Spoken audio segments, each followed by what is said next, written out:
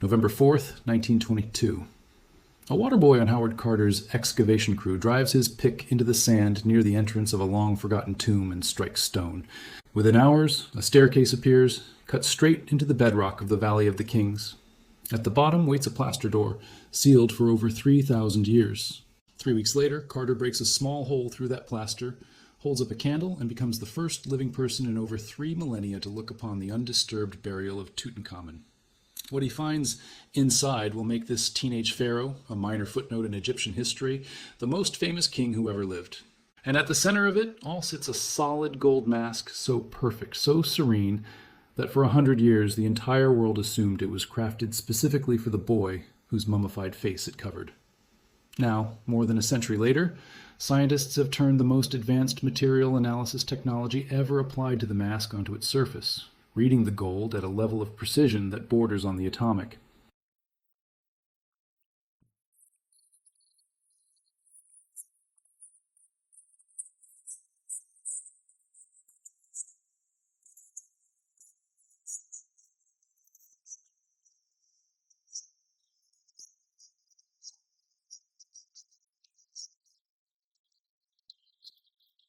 This was not sentiment, and it was not superstition in the casual sense. It was survival equipment, prepared with the same seriousness a modern expedition might apply to packing for months in an environment with no resupply. But no burial in the entire recorded history of the Valley of the Kings approached the afterlife with the sheer, almost obsessive thoroughness of a teenage king who died suddenly and unexpectedly around 1323 BC. His tomb, when Carter finally opened it, contained more than 5,000 objects crammed into 4 cramped rooms. Beds and chairs, including one built for a small child, and an almost absurd quantity of personal clothing, over 100 sandals, dozens of gloves, dozens of head coverings, and more than 100 linen loincloths, because apparently even a god king needed clean underwear for eternity. But among all that staggering wealth, one single object sat directly on the mummified king's face, a solid gold portrait mask, the single most recognizable artifact ever pulled from Egyptian soil. And according to the science now emerging, there's a real possibility it was never made for him at all. Before Carter ever set foot near that staircase, another man had already dug in almost the exact same spot and walked straight past history. Theodore Davis was a wealthy American lawyer who held the official excavation concession in the Valley of the Kings from 1905 to 1914. He did not swing a pickaxe himself. He financed the digging and let a young British archaeologist named Edward Ayrton do the physical work while he called the shots.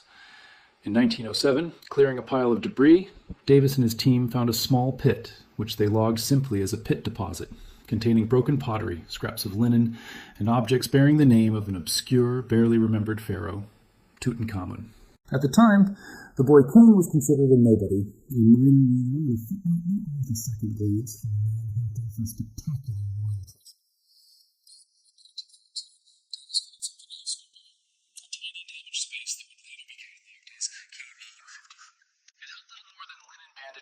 Broken clay seals, and what looked like leftover jars of embalming material and food offerings.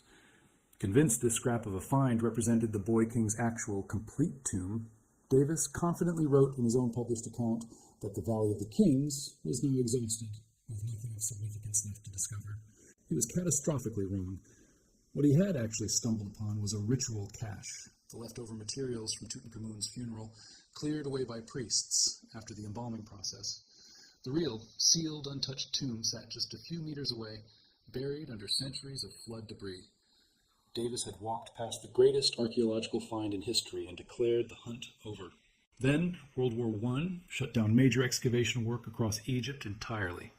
Soldiers replaced archaeologists in the valley, and Carter spent those years drawing tomb paintings and working as a translator for the British military, never quite able to stop thinking about the mysterious young pharaoh with the unusual name. When the war finally ended, Carnarvon, watching a small fortune disappear into Egyptian sand, season after season with nothing meaningful to show for it, gave Carter one final chance. If this last season turned up nothing, the funding would stop for good. They began digging again in 1922, this time targeting an overlooked patch of ground near the entrance to the tomb of Ramesses VI, ground that had technically been part of Davis's old concession, but had never been properly cleared down to bedrock. 3 days into what was supposed to be the very last attempt, that waterboy's pick struck stone, and the staircase to eternity opened beneath their feet. When Carter finally broke through the plaster doorway on November 26, 1922, he expected disappointment. Nearly every tomb in the valley had already been looted, sometimes more than once, stripped of gold and smashed apart by robbers centuries earlier. Instead, his candlelight revealed chaos, glorious, overwhelming chaos. Ancient thieves had broken in twice, grabbed whatever portable valuables they could carry, and fled when caught by guards, who resealed the door but never bothered tidying the mess left behind. Carter's team spent over 2 months just photographing, cataloging, and safely removing the contents of the first chamber alone. More than 600 objects piled in magnificent disorder. Dismantled chariots, overturned chests, a golden throne, gilded couches shaped like lions and mythical cows. Beyond that room lay a second sealed doorway, leading into the burial chamber itself, a space no living person had witnessed in over 3,000 years. There, an enormous golden shrine, essentially a portable gilded room built from wood and covered entirely in gold leaf, nearly filled the entire chamber. Inside it sat another shrine, then another, 4 nested shrines in total, each surface densely covered in protective magical spells meant to guard whoever lay at the center. Inside the innermost shrine sat a stone sarcophagus weighing over a ton. Inside that sarcophagus, workers found 3 coffins, nested one within another. The outer 2 were gilded wood. The innermost was solid gold, more than 110 kilograms of it, shaped precisely in the form of the mummified king, arms crossed, holding the royal regalia of the afterlife. And resting on the wrapped face of the mummy inside that solid gold coffin sat a golden portrait mask that would become, quite simply, the face of ancient Egypt itself. The mask stands just over half a meter tall, weighs upward of 10 kilograms of solid gold, and is inlaid with lapis lazuli, turquoise, carnelian, and colored glass paste arranged with a precision that still impresses modern jewelers. To the ancient Egyptians, gold was literally the flesh of the gods, incorruptible and eternal in a way human flesh could never be. This mask was never meant to be admired purely as art, the way a museum visitor might admire it today behind reinforced glass. It was sacred technology, engineered so that the king's wandering soul could recognize its own face and body as it journeyed through the darkness of the underworld toward final judgment and, hopefully, eternal life. And even in 1922, Carter noticed something small and strange. The gold of the face carried a slightly different color than the gold of the surrounding headdress. He jotted the observation down and moved on. He had 5,000 other objects demanding his attention. He had no idea that tiny inconsistency would take almost exactly a century, and a revolution in material science to fully explain. The first real clue that something was off had been sitting in plain sight the entire time. Pierced ears. In ancient Egyptian art, earrings were never just decoration. Tomb paintings, statues, and the surviving jewelry record all point to the same firm convention. Adult male pharaohs were essentially never depicted wearing pierced ears in their official funerary imagery. That look belonged to women and to children. Royal male authority demanded an unadorned, unpierced image. So why does the most iconic pharaoh's mask in the world show 2 clearly, deliberately drilled holes in its earlobes? For decades, mainstream Egyptologists offered soft explanations for the discrepancy. Maybe it was a leftover childhood feature the workshop simply never bothered to correct. Maybe it was nothing more than artistic license taken by a hurried craftsman. Neither explanation ever fully satisfied everyone studying the mask. Then, in a 2015 paper, British Egyptologist Nicholas Reeves put forward a far more radical idea. Reeves proposed that the mask, along with much of Tutankhamun's burial equipment, had originally been intended for a different, far more powerful figure entirely. Reeves pointed specifically to those pierced ears, along with visible construction seams and subtle differences in facial proportion, as evidence that the mask had been adapted for its final owner, rather than purpose-built from scratch for him. The candidate he named was Queen Nefertiti, Tutankhamun's own stepmother, wife of the revolutionary pharaoh Akhenaten, and one of the most powerful and instantly recognizable women in all of Egyptian history, thanks to her famous painted limestone bust, now housed in Berlin. Many historians believe she went on to rule Egypt in her own right under the throne name Ankhepure Neferneferuaten, after her husband Akhenaten's death, before Tutankhamun himself, still only a child, ultimately ascended the throne. Her own burial place has never been definitively located, despite years of ground-penetrating radar surveys inside Tutankhamun's tomb, searching for a hidden chamber. If a mask had already been crafted for her, complete with pierced ears appropriate to a female ruler, and Tutankhamun then died unexpectedly at around 18 or 19 years old, royal workshops scrambling to meet Egypt's strict 70-day burial deadline could plausibly have repurposed it, adapting the face while leaving the earlobes untouched. 7 years later, in a 2022 history hit documentary marking essentially a century since Carter's discovery, University of York Egyptologist Professor Joanne Fletcher revived and sharpened this theory after poring back over Carter's original excavation notes held at Oxford's Griffith Institute. Fletcher zeroed in on that same long-overlooked detail, the pierced ears, and pointed out that research suggests Tutankhamun would have stopped wearing earrings by adulthood, meaning a mask crafted for him at 18 or 19 should never have shown piercings at all. She went further, describing visible soldering evidence on the mask and arguing that the boy king's face appeared to have been, in her words, effectively grafted onto a mask built for someone else. Fletcher also pointed to the unusually small scale of Tutankhamun's tomb, oddly similar in layout to the tomb built for his eventual successor, Ai, and to the telltale black blotches on the tomb's painted walls, evidence that the paint had not even finished drying before the burial chamber was sealed shut. Put together, it painted a picture of a court in genuine panic, repurposing whatever royal treasures were already on hand to bury a king nobody expected to lose so soon. For years, this remained pure theory, argued back and forth by Egyptologists, with no way to settle it definitively. Then, in 2015, hard science stepped in, and its verdict initially seemed to close the case entirely in the other direction. German conservator Christian Eckmann led a detailed technical investigation of the mask using X-ray fluorescence analysis, a non-destructive technique that fires X-rays at an object and reads the resulting fluorescence signal to identify its precise chemical composition down to the level of individual atoms. Around the same time, a joint Japanese-Egyptian research team used a related method combining X-ray diffraction with fluorescence spectroscopy to map the mask's gold alloys in even finer detail. Their combined findings, published across several technical papers, directly challenged the repurposing theory on multiple fronts. First, the gold. The face and neck of the mask were measured at roughly 18 carats. The surrounding headdress registered closer to 22.5 carats, a richer, more yellow gold. On its own, that sounds like proof of two separate origins. But Eckmann explained the difference as standard ancient Egyptian goldsmithing practice. Softer, lower carat gold was easier to work into fine facial detail, while harder, higher carat gold gave the surrounding headdress structural strength. This was not evidence of a swap. It was evidence of deliberate engineering choices made by master craftsmen. Second, construction. The mask was never cast as one single solid piece. It was hammered from separate sheets of high carat gold, roughly 1.5 to 3 millimeters thick, then joined using a combination of heat, soldering, and careful hammering, standard practice for large gold objects throughout the New Kingdom period. Crucially, Eckmann's scans found no residual solder from a prior attachment point, and no hammered seam consistent with an older face having been cut away and a new one inserted. Third, the pierced ears themselves.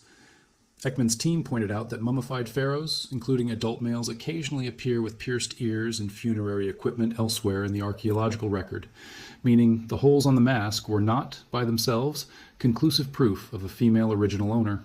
Fourth, the delicate inlays. The mask's eyebrows and eyelids are set with lapis lazuli, its eyes carved from quartz with obsidian pupils, its headdress stripes filled with colored glass paste. If a new face had genuinely been soldered onto an existing structure, the intense heat, required well above 800 degrees Celsius, would almost certainly have cracked or destroyed those fragile inlays. Instead, they showed no sign of thermal damage whatsoever. The joint Japanese-Egyptian team went even further, using their combined diffraction and fluorescence setup to map the alloy composition across the entire mask from a single tiny sampling point, barely 1 to 2 millimeters wide, without removing so much as a fleck of gold from the object itself. Their published results confirmed the face and neck sat around 18 carats, coated in an almost impossibly thin, whitish gold surface layer only a few dozen nanometers thick, while the rest of the mask, including the Nemes headdress, registered at a richer 22.5 carats. For a while, this appeared to settle things completely. Textbooks and documentaries updated their framing.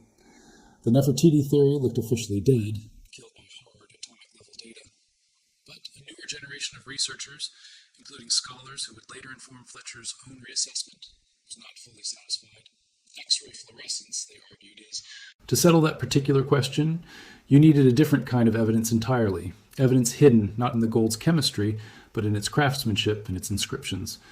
And that evidence turned out to be sitting on the back of the mask the entire time, mostly ignored because almost nobody ever looks at the back of King Tut's mask. Everyone knows the serene golden face on the front. Almost no one has studied the 10 vertical and 2 horizontal columns of hieroglyphic text carved into the gold on the reverse side. This inscription is not decoration. It is a formal excerpt from chapter 151 of the Egyptian Book of the Dead, a protective spell meant to guard the wearer's face and limbs as their soul, the Bae, navigated the dangerous underworld toward final judgment. Each part of the mask was magically bound to a different deity under this spell. The right eye linked to the night boat of the sun god Ra, the left to the day boat, the forehead placed under the protection of Anubis, god of mummification, the nape of the neck given over to Horus, the sky god.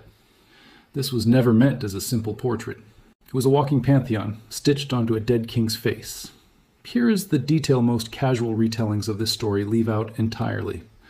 Chapter 151 is roughly 500 years older than Tutankhamun himself.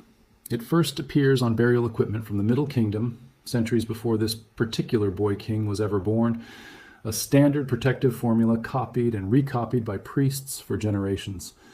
Finding it on Tutankhamun's mask by itself is not unusual at all. What is unusual is exactly where it was recently re-examined most closely. The mask's cartouches, the oval name rings that record a king's official titles.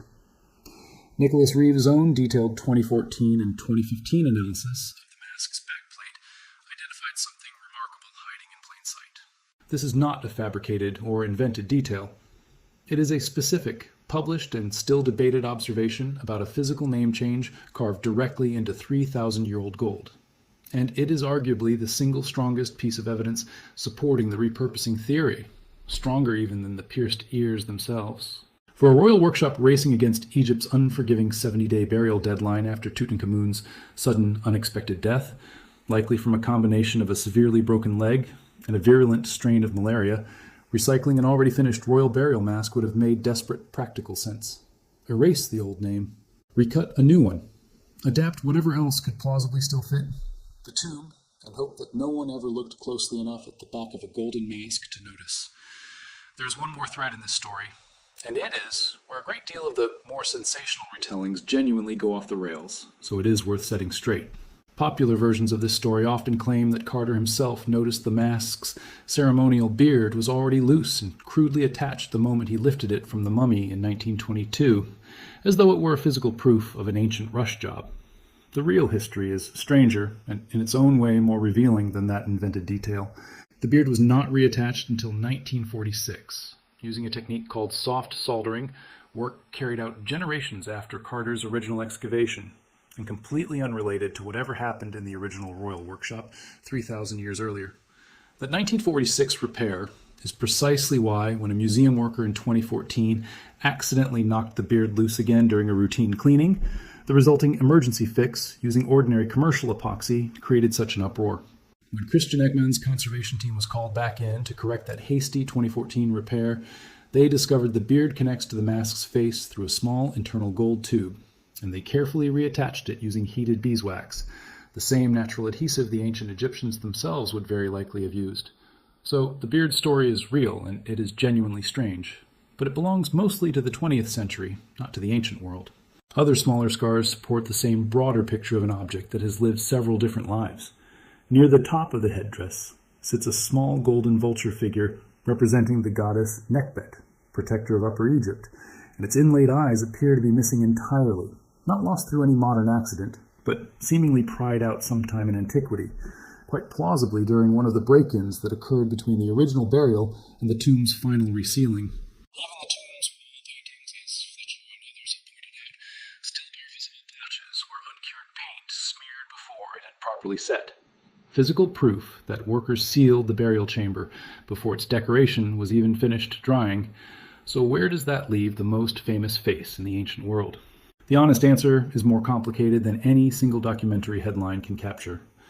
The 2015 X-ray fluorescence work genuinely does show that the mask's basic gold construction, its differing alloys, and its layered assembly reflects completely normal ancient Egyptian craftsmanship, rather than a crude, obvious forgery.